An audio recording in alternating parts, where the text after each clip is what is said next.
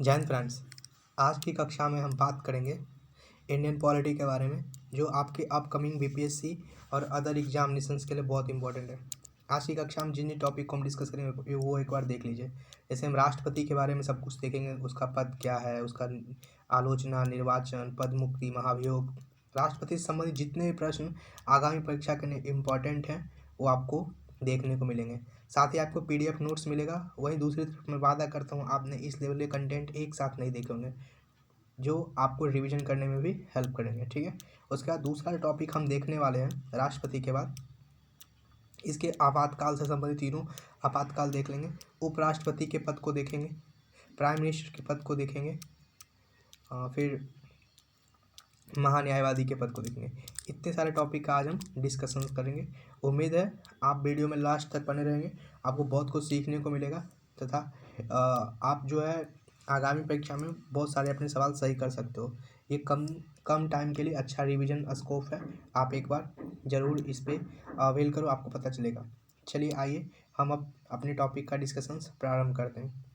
Actually जो हमारा संघ का शासन है उसमें कार्यपालिका टॉपिक से हम डिस्कस करते हैं, जिसमें से आर्टिकल 52 में राष्ट्रपति के पद का उल्लेख है। अब समझते हैं राष्ट्रपति क्या होता है। वो भारत का एक प्रथम नागरिक होता है, पर ये नाम मात्र की कार्यपालिका होती है, क्योंकि वास्तविक कार्यपालिका की जो शक्ति होती है, कार्यपालिका मतलब जो काम करता है, उसकी जो शक्ति होती है वो प्राइम मिनिस्टर के हाथ में होती है इंडिया के अंदर। ठीक है। इसकी योग्यता की बात करते हैं तो ये तो भारत का नागरिक होना चाहिए, फिर इसकी 35 साल आयु होनी चाहिए और ये किसी भी लाभ के पद पे ना हो। यदि है तो चुनाव से पहले या पद पे जीतने से पहले छोड़ दे।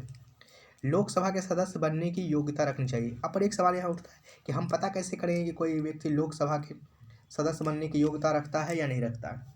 ये सवाल अक्सर मन में आते हैं। इसका उत्तर जो है मूल रूप से ये है। देखिए, इसके राष्ट्रपति के पद पे चुनाव लड़ने से पहले आपके पास 50 प्रस्तावक और 50 अनुमोदक होने चाहिए। प्रस्तावक का मतलब है जिसने 50 लोग पहले साइन कर दिए, अनुमोदक जो पीछे के 50 लोग हैं। ये 100 लोग वो है ना जो MP, member of parliament, MLA ऐसे बड़े पदों पे बैठे हुए हैं, मतलब इन्होंने चुनाव जीता है, तो जिससे ये पता करने में आसानी होती है कि इसके पास प्रस्तावक और अनुमोदक है, यानी ये लोकसभा के इलेक्शन में एक सीट तो जरूर जीतने की योग्यता रखता होगा। ठीक है। ऐसे आइए आगे बढ़ते हैं। इसका जो कार्यकाल होता है ना वो 5 साल का होता है और ये पुनर्निर्वाचित हो सकता है। ठीक है। इसके वेतन 5 लाख होते हैं और वो टैक्स फ्री होते हैं, उस पर टैक्स नहीं लगते। इसके वेतन जो संसद अधिनियम 1951 के तहत निर्धारित होते हैं और ये संचित निधि में भारत है। संचित निधि मतलब उसमें वोट नहीं हो सकता और उस पर कटौती नहीं की जा सकती। ठीक है। इसके निर्वाचन में कौन कौन सा, देखिए, एक निर्वाचक मंडल बैठता है। निर्वाचक मंडल में तो ऐसे एक तरह से एक मंडल बैठेगा, इसके अंदर लोकसभा, राज्यसभा और सारे विधानसभा के निर्वाचित सदस्य, निर्वाचित तो जिन्होंने इलेक्शन जीत के आया, इलेक्टेड है, ना कि उन्हें किसी ने अपॉइंट कर। ठीक है। और सब एक एक वोट डालेंगे। ठीक है। और सबका वोट का वैल्यू ना अलग अलग हुआ। अच्छा सॉरी, हाँ, दिल्ली और पांडिचेरी के भी विधानसभा के निर्वाचित सदस्य बैठेंगे। देखिए बाल, लोकसभा, राज्यसभा, विधानसभा और दिल्ली पांडिचेरी के निर्वाचित सदस्य। ठीक है। अब इस पे वोट का वैल्यू देखते हैं। एक्चुअली जो एक एमएलए होता है ना, एक एमएलए का वोट का वैल्यू आपको निकालना है किसी भी राज्य का। उसका नियम है, पहला, उस राज्य की कुल जनसंख्या कितनी थी 1971 में, पहले ये लिखिए। फिर दूसरा, राज्य में निर्वाचित एमएलए की संख्या कितनी है, दोनों को डिवाइड कीजिए, जो आएगा उसको फिर 1000 से भाग दे दीजिए। और एमपी के वोट का वैल्यू जो है निकालना है आपको, तो सभी राज्य जो है उसके निर्वाचित एमएलए का वैल्यू निकाल लीजिए वोट का। ठीक है। उसके बाद सभी राज्य के जितने भी एमएलए हैं उनके वोट का वैल्यू कितना आया, पहले यहाँ से ये लाइए, सारे राज्य का टोटल गेट करिए, फिर लोकसभा राज्यसभा निर्वाचित सदस्य की संख्या से उसको भाग दे दीजिए। ठीक है। तो ऐसे निकल जाएगा। अब समझिए, एक्चुअली आपको राष्ट्रपति बनना है ना, तो आपको एक निर्वाचन कोटा प्राप्त करना हो। निर्वाचन कोटा मतलब एक तरह कट ऑफ है। यदि आप ये प्राप्त नहीं करेंगे तो आप राष्ट्रपति नहीं बन सकते। ये जो है बाकी first past the post system से नहीं है। मतलब समझते, जैसे मान लीजिए हमने इलेक्शंस पे खड़े हुए और यहाँ पे हमें सबसे ज़्यादा वोट यदि मिल गया तब हम जीत गए, लेकिन यहाँ ऐसा नहीं है। आपको ज़्यादा वोट मिल गया फिर भी जब तक आप वैध ये निर्वाचन कोटा प्राप्त नहीं करते आप राष्ट्रपति नहीं बन सकते। इसका फॉर्मूला है, जितना टोटल वैध मत डला है उसका 50% +1 लेके आइए। ठीक है। वो निर्वाचन कोटा। ठीक है। आप समझ गए पूरा। अब समझते हैं आर्टिकल 55 में जो है राष्ट्रपति के निर्वाचन में अप्रत्यक्ष निर्वाचन, अनुपातिक प्रतिनिधित्व और एकल संक्रमणीय मत पद्धति के बारे में बताया गया। अप्रत्यक्ष निर्वाचन का क्या मतलब है, मतलब इसमें डायरेक्ट जनता भागीदार नहीं होती है। अनुपातिक प्रतिनिधित्व का मतलब है जितनी जनसंख्या है उसी के अनुपात में रिप्रेजेंटेशंस होगा। और एकल संक्रमणीय मत पद्धति का मतलब वोट को ट्रांसफर किया जाएगा। ये कैसे होगा मैं भी जस्ट समझता हूँ, पर इसकी कुछ आलोचनाएं हैं जो झेलनी पड़ती है। पहला, इसका प्रोसेस थोड़ा जटिल है और वरीयता का क्रम जो आप बताएं, वरीयता का क्रम देना अनिवार्य नहीं है, ठीक है। और गतिरोध होने पर हो सकता है, ठीक है। मतलब जैसे मान लीजिए दो लोगों का मूल्य एक से था, टाई हो गया, मतलब उसको क्या बोलते हैं, टाई हो गया ना, हाँ, उसमें क्या करना है इस पे बारे में कुछ भी कहा नहीं गया, ठीक है। वरीयता क्रम को सूचित करना अनिवार्य नहीं है, ठीक है। 50 प्रस्तावक और 50 अनुमोदक थे, आप समझ देते हैं। निर्वाचक मंडल में रिक्ति हो, रिक्ति से आप प्रभावित कर, इससे कहीं पे वोट नहीं है, कहीं पे एमएलए का चुनाव नहीं है, इससे राष्ट्रपति का चुनाव रुकेगा नहीं, ठीक है। कुल मिला के ये कहना है इसका, ये समझे। अब हम एक बार इसके इलेक्शंस के पूरे प्रोसेस को समझ लेते हैं ताकि ठीक समझ में आए। मान लीजिए देखिए यहाँ पे जैसे ये ए नाम का और ये बी नाम का व्यक्ति जो है और ये सी नाम का, 3 व्यक्ति है, ठीक है। और ये जो है राष्ट्रपति बनना चाहता है। इसके पास 50 प्रस्तावक और 50 अनुमोदक मौजूद है, ठीक है। अब हम आगे देखते हैं। अब मान के चलिए अब क्या होगा, ऐसे करके वरीयता क्रम लगाएगा। जैसे मान लीजिए ये कुछ नेता वगैरह हैं, वो बैठे हुए, वो वोट करने के लिए आए। वो क्या करेंगे, मान लीजिए ये नेताजी का पहला पसंद जो है वो ए नंबर का व्यक्ति है, दूसरा पसंद बी नंबर का व्यक्ति है और तीसरा पसंद सी नंबर का व्यक्ति है। इस नेताजी के लिए हो सकता है पहला बी हो, दूसरा सी हो, तीसरा ए हो। इसके लिए कुछ और हो सकता है। अब ध्यान से देखिए, रूल ये कहता है कि सबसे पहले क्या होगा, अब पिटारा खुलेगा, यानी जहाँ पे वोट काउंटिंग हुई वो खुलेगा, ठीक है। और पहला राउंड का गणना हुआ, ठीक है। और पता चला कि पहला राउंड में किसी व्यक्ति ने 50% जो है वोट नहीं पाए, यानी निर्वाचन कोटा को क्रॉस नहीं करा। तो अब हम क्या करेंगे, ये जो इसका जो वरीयता क्रम था, मान लीजिए इस नेताजी ने जो वरीयता क्रम लगाया उसके अनुसार इसको बांट देंगे वोट को, ठीक है। ऐसे ए बी सी में ऐसे बांट देंगे, ठीक है। फिर समझिए क्या करेंगे, यदि हमको निर्वाचन कोटा प्राप्त नहीं हुआ है तो जब आपने ए बी सी में जब वो किया था तो आपने जो दूसरा पसंद पे जिस आदमी को रखा था हम उसमें जाकर आपके वोट को डाल देंगे। फिर यही सी में जब तब तक करते रहेंगे प्रोसेस जब तक निर्वाचन कोटा प्राप्त ना हो जाए। कुल मिला के आपको समझ में आ गया होगा, ठीक है। फिर भी समझ नहीं आया तो आप बता दीजिएगा, हम एक अलग वीडियो से इस पर पूरे प्रोसेस पे बना देंगे, ठीक है। अब हम आगे समझने का प्रयत्न करते हैं कि निर्वाचन कोटा तो प्राप्त हुआ। अब ध्यान से देखें, राष्ट्रपति के पद की मुक्ति कैसे होगी, यानी राष्ट्रपति अपने पद से कैसे हटेगा, उसके कुछ नियम है, ठीक है। पहला नियम यह है कि या तो उसका कार्यकाल समाप्त हो जाए, ठीक है। यदि कार्यकाल समाप्त होना है तो उससे पहले आपको राष्ट्रपति के चुनाव करवा लेने होंगे। कुछ कंडीशंस है, जब इलेक्शन कमीशन लिख के दे दे कि चुनाव कराने में सख्त असमर्थ है अभी या कोई और प्रॉब्लम चल रही है तो कुछ दिन के लिए रुक सकता है, लेकिन कुल मिला के आपको उससे पहले करवा लेना चाहिए। रिक्ति के संबंध में यदि मतलब उसकी मृत्यु हो गई या कोई और कारण है तो उपराष्ट्रपति उसका कार्यवाहक राष्ट्रपति बनेगा। उसके बाद उपराष्ट्रपति नहीं तो सीजेआई बनेगा, और सीजेआई नहीं है तो सुप्रीम कोर्ट का वरिष्ठतम जज उसकी काम करेगा, ठीक है। अब देखते हैं आगे इसका जो कार्यवाहक राष्ट्रपति, और ये कार्यवाहक राष्ट्रपति अधिकतम 6 माह तक रह सकता है, ठीक है। अब हम आगे बढ़ते हैं, उम्मीद है आपको समझ में आ रहा हो। अब हम समझते हैं महाभियोग के बारे में। एक्चुअली महाभियोग क्या है, इसको इम्पीचमेंट बोलते हैं। राष्ट्रपति को हटाने की ये प्रक्रिया है, ये क्या तो समझते हैं। इसका जो है आर्टिकल 56 में महाभियोग की बात की गई है और आर्टिकल 61 में महाभियोग की प्रक्रिया की बात की गई है, ठीक है। अब हम समझते हैं, और ये तभी आप पे लग सकता है, यदि राष्ट्रपति पे तभी आप लगा सकते हैं जब उसने संविधान का उल्लंघन होने पर का आरोप हो। और भारत में भी किसी पे भी ऐसा कुछ कहा नहीं गया, चलाया नहीं गया, ठीक है। अब ध्यान से देखिए, आपको ये करना है तो आपके लिए कुछ नियम है। पहला, आपको जो है, हाँ, राष्ट्रपति मान लीजिए हमको राष्ट्रपति को हटाना तो हम क्या करेंगे, एक प्रस्ताव लेके आएंगे, कहाँ, लोकसभा में या राज्यसभा में, जहाँ भी मेरा मन करे हम लेके जाएंगे प्रस्ताव। पर उस पर 1/4 लोग उस वहाँ पे जो बैठे हैं उनके हस्ताक्षर होने चाहिए, ठीक है। फिर वो हस्ताक्षर होने चाहिए, फिर जो आप हस्ताक्षर करके उसको दिए हैं वो उस वहाँ के लोकसभा या राज्यसभा के स्पीकर या सभापति के पास जाएगा, ठीक है।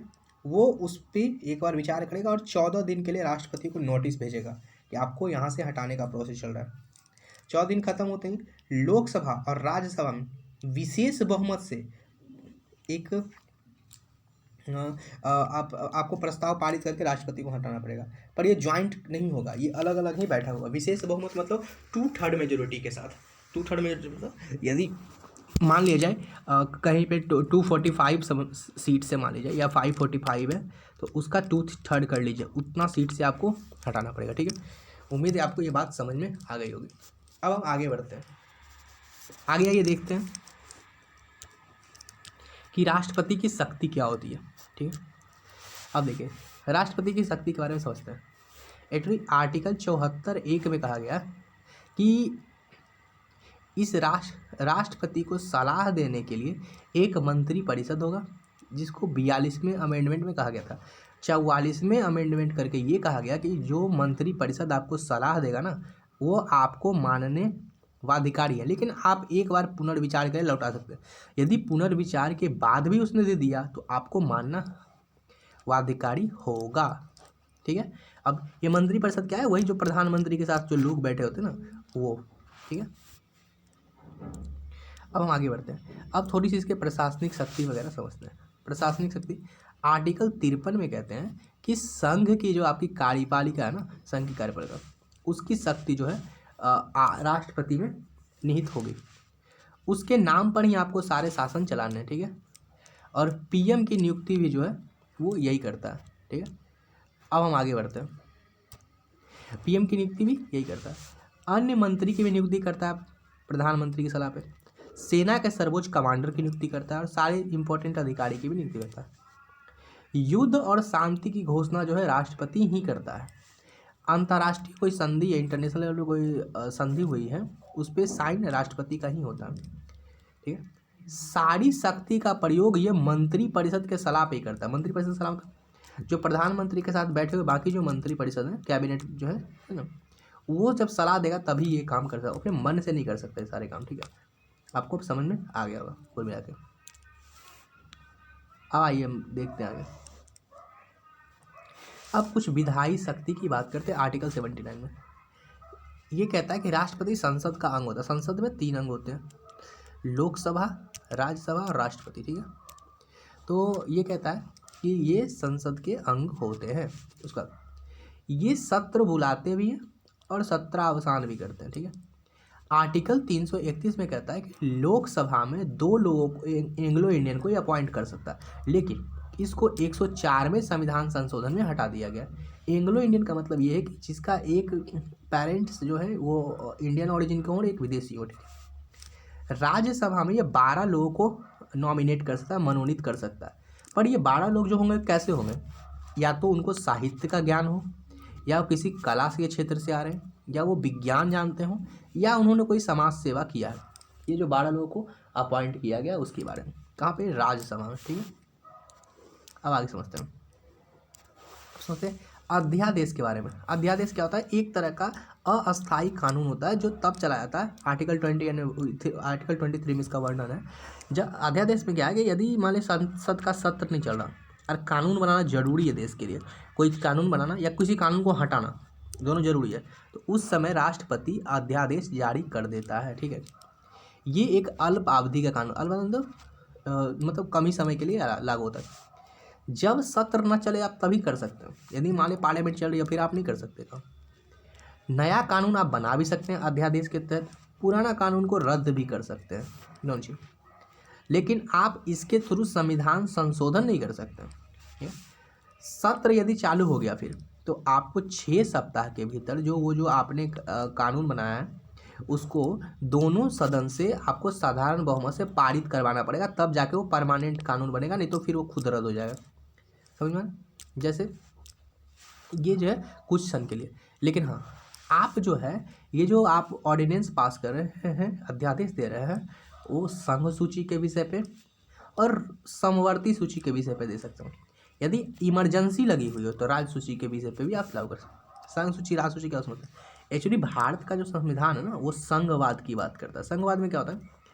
सेंटर स्टेट के बीच में पावर डिस्ट्रीब्यूट होता है और बीच में एक कॉन्करेंट लिस्ट होता है जिसको बोलते हैं समवर्ती सूची। ठीक है, तो राष्ट्रपति जो है इस पे कानून जारी कर ले, समवर्ती सूची पे कर ले, राज्य सूची पे ना करे। कब तक? जब तक इमरजेंसी ना लगी हो, आपातकाल नहीं लगा हो। ठीक है, उम्मीद है आपको ये सारे टॉपिक्स क्लियर होंगे, अच्छे से क्लियर होंगे। ठीक है, आइए हम आगे बढ़ते हैं। अब हम समझते हैं राष्ट्रपति की वीटो शक्ति क्या है। चलिए आप बताइए कुछ सवाल। ऑर्डिनेंस कौन से आर्टिकल में है? ठीक है, ताकि याद रहे। राष्ट्रपति के वीटो शक्ति की हम बात करते हैं। ठीक है, एक्चुअली जो वीटो शक्ति है ना वो 3-4 तरह के होते हैं। एक को बोलते हैं निरपेक्ष वीटो, जिसे समाप्त न किया जाए। एक ऐसा वीटो जो समाप्त न किया जाए, ये ब्रिटेन में होता है। एक है विशेष वीटो, जिसे विशेष बहुमत से समाप्त किया जाए। निरपेक्ष मतलब समझ लीजिए कोई न समाप्त कर सके। विशेष वीटो जिसे जो है विशेष बहुमत से समाप्त किया जा सके, ये यूएसए में है। निलंबनकारी वीटो की बात करते हैं, यह साधारण बहुमत से समाप्त हो सकता है, निलंबनकारी वीटो। ठीक है, और ये फ्रांस में। ओके, फिर अगला है वो है जेबी वीटो। जेबी वीटो क्या भैया? जेबी वीटो जो है विलंब करने का एक तरीका है। मतलब हम जो है आपने जो बिल भेजा है वीटो पास करके पार्लियामेंट से, हम नहीं चाहते कि वो पास हो, या हम लेट करना चाहते हैं तो हम उस पर विलंब करेंगे। और इसके लिए कोई संविधान में नियमित समय नहीं है कि आप इतने दिन के अंदर ही हमें बिल को वापस दीजिए। ठीक है, ये समझते हैं। जैसे मान लीजिए पार्लियामेंट ने बिल पास करा और इसने भेजा प्रेसिडेंट को कि आप साइन करके भेजिए हमें, तभी तो अंतिम कानून बनेगा वो। लेकिन प्रेसिडेंट नहीं चाहता कि ये यहाँ पे जाए, चाहे कोई और कारण हो सकता है, कारण बाद में चर्चा करेंगे। तो प्रेसिडेंट क्या करेगा, इस बिल को जेब में रख लेगा, यानी उस पर कब उसको अपनी सहमति देनी है इस बात पे वो कोई संविधान में कहा नहीं है। ठीक है, इसको जेब। भारत में जो है निरपेक्ष वीटो भी है, निलंबनकारी भी है और जेबी वीटो भी है। ठीक है, विशेष वीटो नहीं है। ठीक है, विशेष वीटो भारत में नहीं है। ओके, चलिए आगे बढ़ते हैं। तो आर्टिकल 111 जो है, वीटो शब्द तो नहीं है संविधान में दिया हुआ, लेकिन राष्ट्रपति के सहमति पर जो है विचार करते हैं। राष्ट्रपति की सहमति, जैसे पार्लियामेंट ने बिल पास करके जो भेजा है उस पर राष्ट्रपति सहमति दे कि ना दे, कि वापस लौटाए, क्या करे, इसी के बारे में वर्णन है आर्टिकल 111 में। तो माना था यहीं से वीटो शब्द का जन्म हुआ है। संविधान में वर्णित नहीं है, याद रखिएगा। ठीक है, आगे बढ़ते हैं। चलिए आइए देखते हैं आगे। तो निरपेक्ष वीटो जो है वो, लेकिन ध्यान से क्या है, ये मंत्री परिषद के सलाह पर ही राष्ट्रपति दे सकता है। मंत्री परिषद का सलाह का मतलब क्या है, जो अभी बीजेपी में जो मान लीजिए अभी कैबिनेट मंत्री जो भी होंगे, वो जब तक सलाह नहीं देंगे ना, यानी अमित शाह हो गए, जो भी वहाँ पे शामिल हो, अमित शाह जिससे हो गए, राजनाथ सिंह हो गए, और भी बहुत सारे लोग हैं। ठीक है, इनके सलाह पर ही आप ये वीटो लगा सकते हैं। नेक्स्ट है निलंबनकारी वीटो। मतलब कि ध्यान सकते हैं, निलंबनकारी वीटो भी आप मंत्री परिषद की सलाह पर ही लगा सकते हैं। निरपेक्ष वीटो में क्या है, जिसको खत्म ना किया जाए। निलंबनकारी वीटो है जिसको साधारण बहुमत से खत्म किया सके।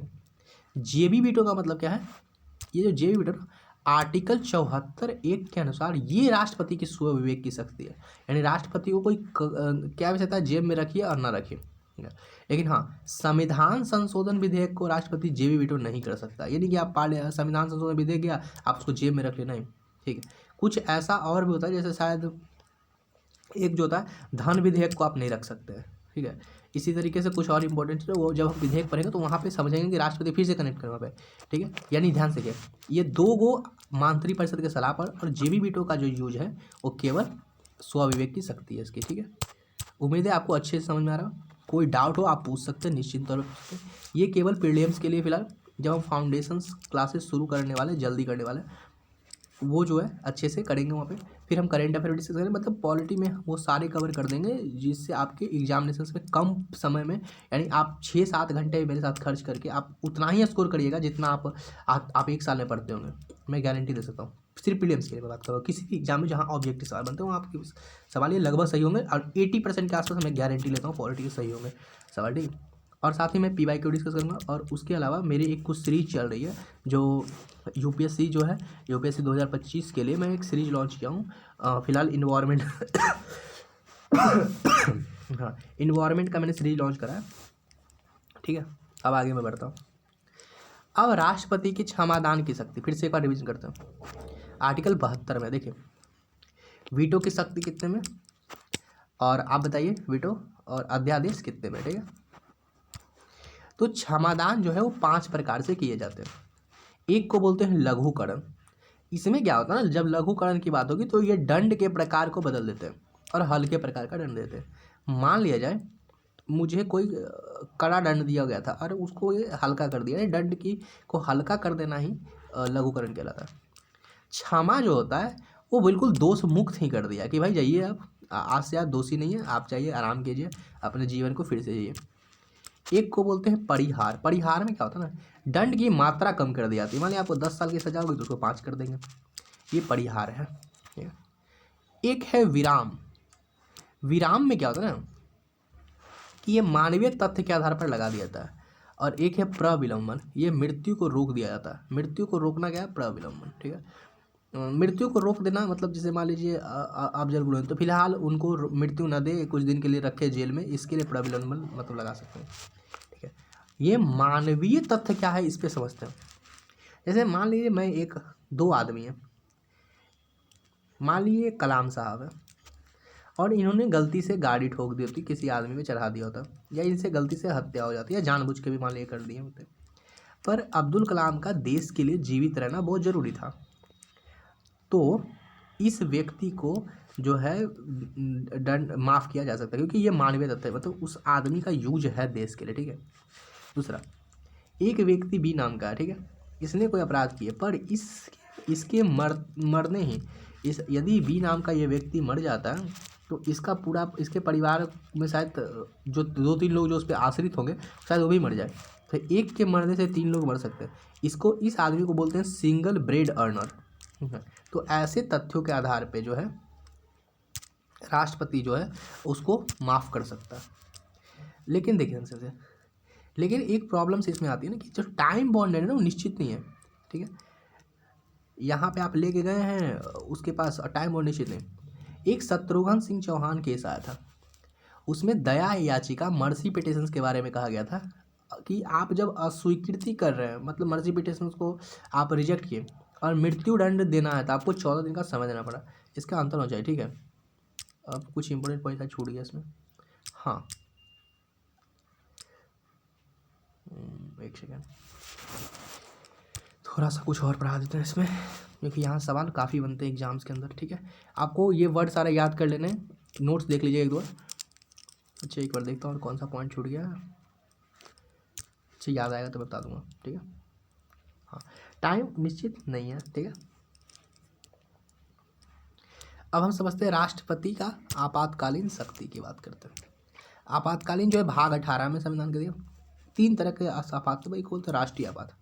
राष्ट्रीय आपात क्या होता है ना, आर्टिकल 352 बढ़ने में जब आपका युद्ध हो या बाह्य आक्रमण का संभाव हो जाए या सशस्त्र विद्रोह की संभावना, पूरे देश में या किसी एक भाग में आप लगा सकते हैं, या तो पूरा देश में लगा दीजिए या किसी एक भाग में लगा दीजिए। 44वें अमेंडमेंट में कहा गया कि आंतरिक अशांति के जगह पर सशस्त्र विद्रोह शब्द प्रयोग किया जाए। क्यों? क्योंकि आंतरिक अशांति तो आप कुछ भी कह सकते हैं, ठीक है। मंत्रिमंडल का लिखित सलाह आपको चाहिए, ठीक है, मंत्रिमंडल का लिखित सलाह पर ही आप लगा सकते हैं, ठीक है। अब आगे बढ़ते हैं, आइए।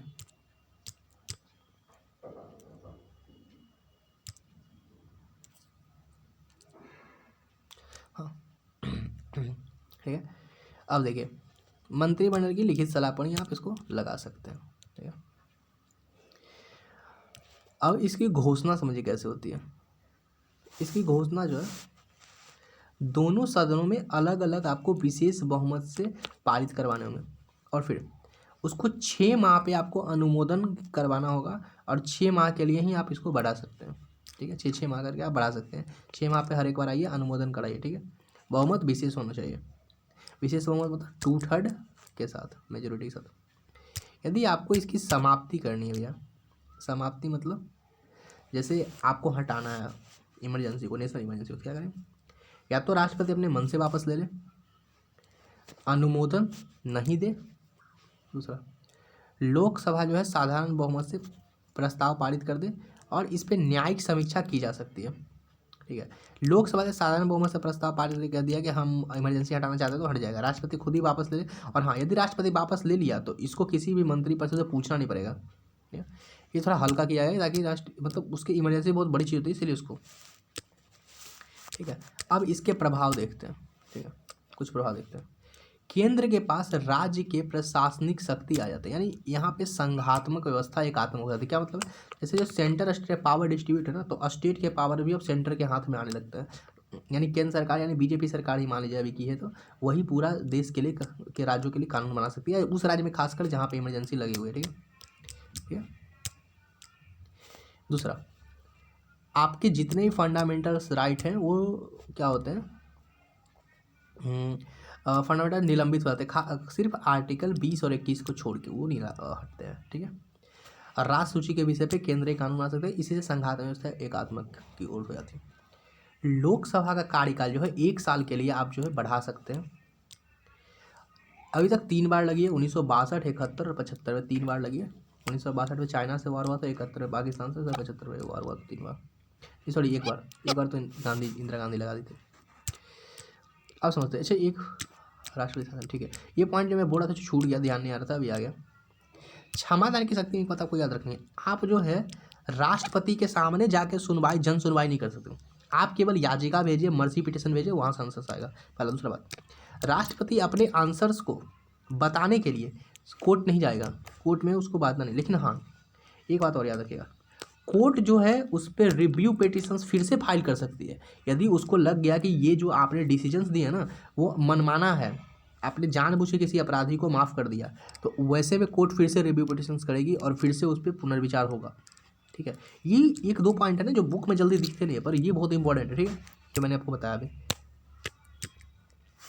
आइए अब हम आगे देखते हैं, राष्ट्रपति शासन देखते हैं। आर्टिकल 360 की बात करते हैं, 56 सॉरी। एक्चुअली क्या ना, जो आपका गवर्नर है ना, यानी राज्यपाल, वो राष्ट्रपति को ये कह दे कि संवैधानिक विफलता हो गई है इस स्टेट के अंदर, यानी संविधान के अनुसार ये राज्य चल नहीं रहा, या राष्ट्रपति खुद से महसूस हो जाए कि ऐसा हुआ है, तो वो वहाँ पे राष्ट्रपति शासन लगा देगा का आधार होगा। ठीक है, यदि संसद के दोनों सदन, ध्यान से देखिए, यदि संसद के दोनों सदन 60 दिन के भीतर, ठीक है, 60 दिन के भीतर आपका ये कहते हैं अनुमोदन कर देते हैं, ठीक है, तो 6 माह के लिए बढ़ेगा। ठीक है, 1 वर्ष से अधिक समय तक बढ़ाना चाहते हैं आप, यदि आपको 1 वर्ष से अधिक राष्ट्रपति शासन लगाना, तो क्या करना, या तो पहला राष्ट्रीय आपातकाल लगा होना चाहिए, या इलेक्शन कमीशन इंडिया लिखित रूप से ये लिख के आपको प्रमाणित कर दे कि हम इलेक्शन कराने में असमर्थ है अभी, तो ये 2 शर्त पालन होगा, तभी आप 1 साल से अधिक बढ़ा सकते हैं। आप किसी भी राज्य में इमरजेंसी जो है राष्ट्रपति शासन अधिकतम 3 साल के लिए रख सकते हैं। ये बहुत ही खतरनाक, कभी इस पर बहुत ज़्यादा विवाद होता है। ठीक है, आगे देखते हैं।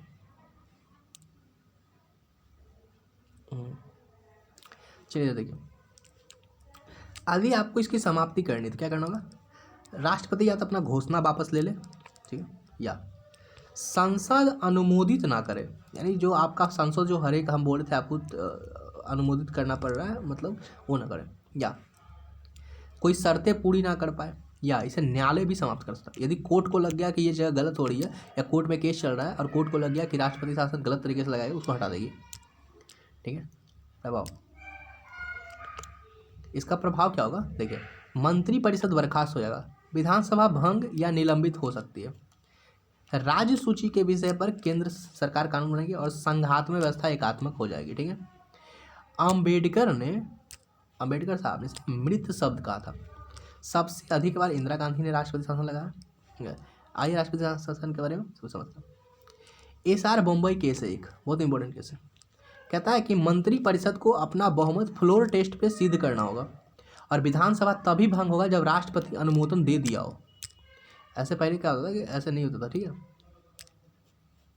आगे देखते हैं, तभी भंग होगा जब राष्ट्रपति ने अनुमोदन दे दिया हो। ठीक है, अब आगे समझते हैं। अब हम बात करते हैं वित्तीय आपातकाल के बारे में। ठीक है, वित्तीय आपातकाल 360 में ये तभी लगाएगा जब आपका वित्तीय स्थायित्व खतरे में, देश में जो है वित्तीय स्थायित्व खतरे में आ गया होना चाहिए। ठीक है, संसद को 60 दिन के भीतर साधारण बहुमत से अनुमोदन देना होगा, और अनुमोदन कर दे तो ये अनिश्चित काल तक के लिए बढ़ जाता है, यानी बाकी समय 1 साल 2 साल ऐसे कुछ बढ़ता है, यहाँ पे ये अनिश्चित काल तक बढ़ जाता है। ठीक है, चलिए अब हम समझते हैं इसका प्रभाव क्या होगा। पहला प्रभाव देखते हैं। आइए, केंद्र जो है वित्त के मामले में राज्य को सलाह देगा, यानी राज्य सरकार को कहेगा कि आप अपना फाइनेंस ऐसे मैनेज कीजिए। ये राज्य के धन विधेयक को राष्ट्रपति के लिए आरक्षित करके रखा जाएगा। ठीक है, और राष्ट्रपति का निर्णय है उस धन विधेयक पर अंतिम होगा। ठीक है, सरकारी जितने भी कर्मचारी, चाहे जज हो, कोई कोर्ट का, न्यायालय का कोई भी, वो उसके वेतन जो है कटौती की जाएगी, और राष्ट्रपति निर्धारित करेगा कितना पैसा कटेगा। ठीक है, ये राष्ट्रपति निर्धारित करेगा। कुछ विशेषाधिकार है राष्ट्रपति के हाथों में। क्या विशेषाधिकार देखते थोड़ा सा। लोकसभा और विधानसभा में स्पष्ट बहुमत ना हो तो राष्ट्रपति वहाँ पे अपने सीएम को अपॉइंट करेगा। ठीक है, विधानसभा में गवर्नर के माध्यम से करेगा, डायरेक्ट नहीं करेगा। आर्टिकल 78, मंत्रिपरिषद के निर्णय से राष्ट्रपति को अवगत कराना होगा। देखिए, आर्टिकल 78 कहता है कि मंत्रिपरिषद क्या डिसीजंस ले रही है वो राष्ट्रपति को बताइए, ये पीएम का कर्तव्य है। यदि नहीं बता रहे हैं तो वो आपसे सवाल पूछ सकता है। अगला, देश के प्रशासन और विधि निर्माण, यानी क्या कानून बना रहे हैं, कैसा शासन चल रहा है के बारे में प्रधानमंत्री राष्ट्रपति को सूचना देगा। ठीक है, अब आगे समझते हैं वित्तीय शक्ति क्या क्या है राष्ट्रपति के पास। आर्टिकल 112 में कहते हैं कि वित्त मंत्री राष्ट्रपति के नाम से ही बजट लाएगा। जो बजट लाते हैं फाइनेंस मिनिस्टर, वो राष्ट्रपति के नाम पे बजट आता है, और उसके सोर्स है आर्टिकल 112। ठीक है, अगला, राष्ट्रपति की अनुमति के बिना कोई भी वित्त विधेयक जो है लोकसभा में नहीं आएगा। ठीक है, और आर्टिकल 117 कहता है, ये बात आर्टिकल 117 में कही गई कि राष्ट्रपति की अनुमति के बिना आप कोई भी वित्त विधेयक को नहीं ला सकते हैं। अगला, आकस्मिक निधि जो होती है उस पर राष्ट्रपति का पूर्णकालिक नियंत्रण होता है। पूर्ण नियंत्रण होता है राष्ट्रपति का, यानी राष्ट्रपति चाहेगा तभी पैसा निकलेगा उस अकाउंट से, और ये बात आर्टिकल 287 में कही गई। और केंद्र और राज्य के बीच में करों के बंटवारे के लिए सलाह, उसको बंटवारा कैसे करना है इस पर सलाह देने के लिए एक वित्त आयोग का गठन किया जाता है। कुल मिला के आपको ठीक ठाक समझ में आ गया हो। ठीक है, आगे समझते हैं। कुछ एक्स्ट्रा पॉइंट देख लेते हैं, जैसे सवाल बने हुए एग्जाम में, वो देख लेते एक बार। ठीक है, अगला, आर्टिकल 244 कहता है कि आर्टिकल 244 भाग 10 में कहते हैं कि राष्ट्रपति जो है अनुसूचित क्षेत्र घोषित करेगा। आर्टिकल 365 कहता है राष्ट्रपति के पास संवैधानिक विशेषाधिकार नहीं है, यानी राष्ट्रीय संवैधानिक विशेषाधिकार तो राष्ट्रपति के पास नहीं है, बल्कि उसकी परिस्थिति जन्य विशेषाधिकार है। आर्टिकल 310 कहता है कि सैन्य और असैन्य दोनों भी पदों पर प्रसाद पर्यंत जो लोग हैं वो होंगे राष्ट्रपति के मर्जी से। आर्टिकल 71 जो है राष्ट्रपति और उपराष्ट्रपति के चुनाव विवाद को सुप्रीम कोर्ट देखेगा। ठीक है, ये तो कुछ फैक्ट्स हैं, फिर से देख लेते हैं कुछ इंपॉर्टेंस समझाने के लिए, तो मैं देख लेता हूँ एक बार। हाँ, आपातकाल में ठीक से देख लिया। ठीक, इस बार बीपीएससी में पूछा गया था फाइनेंशियल इमरजेंसी पे सवाल, आप देख लीजिएगा, आराम से बन जाएगा इतने कंटेंट फॉलो करने का। ठीक है, आइए भारत के प्रधानमंत्री के बारे में ठीक से समझते हैं। एक्चुअली इसके पद का उल्लेख आर्टिकल 74(1) में। ठीक है, और ये मंत्रिपरिषद का मुखिया होता है। इसकी योग्यता ये है कि ये इस संविधान में इसकी योग्यता कोई उल्लेख नहीं, और ये बस संसद बनने की योग्यता रखता हो यदि लोकसभा का बहुमत विश्वास जब तक इसको प्राप्त है तब तक। ठीक है, ये सांसद नहीं तो इसको 6 माह के भीतर संसद बनने होंगे। ठीक है, और ये निर्वाचित और मनोनीत दोनों हो सकता है। ठीक है, और हाँ, ये राज्यसभा लोकसभा कहीं से भी सांसद हो सकता है। सुप्रीम कोर्ट के निर्णय में ये कहा गया कि इसको 6 महीने, यदि इसकी नियुक्ति कर दी जाती है, मतलब राष्ट्रपति कर दिया है, तो उसको लोकसभा में बहुमत जो है अगले 1 महीने के भीतर लाने पड़ेंगे। ठीक है, आगे देखते हैं।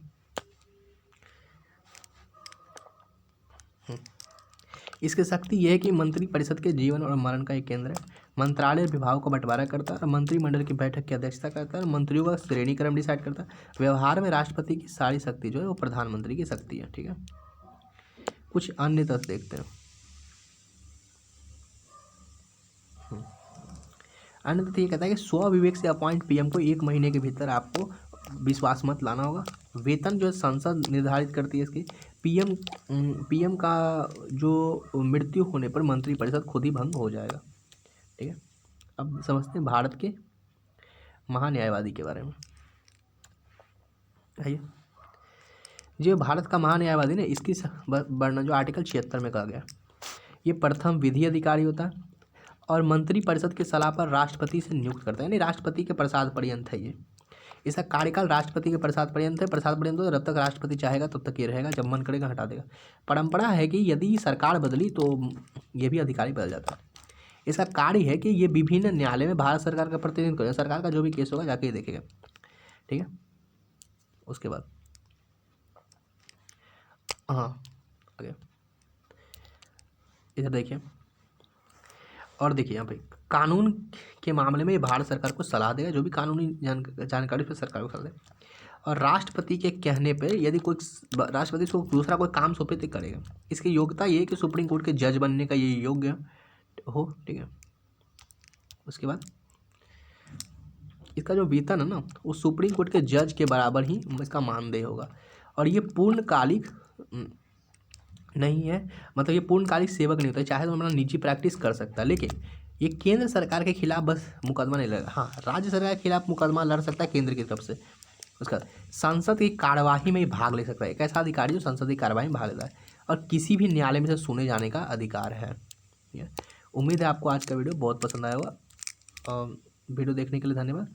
कोई कमेंट है तो बताइए, और आपको जो इसके पीडीएफ्स हैं वो डिस्क्रिप्शंस में दिए गए टेलीग्राम लिंक्स पे मिल जाएंगे।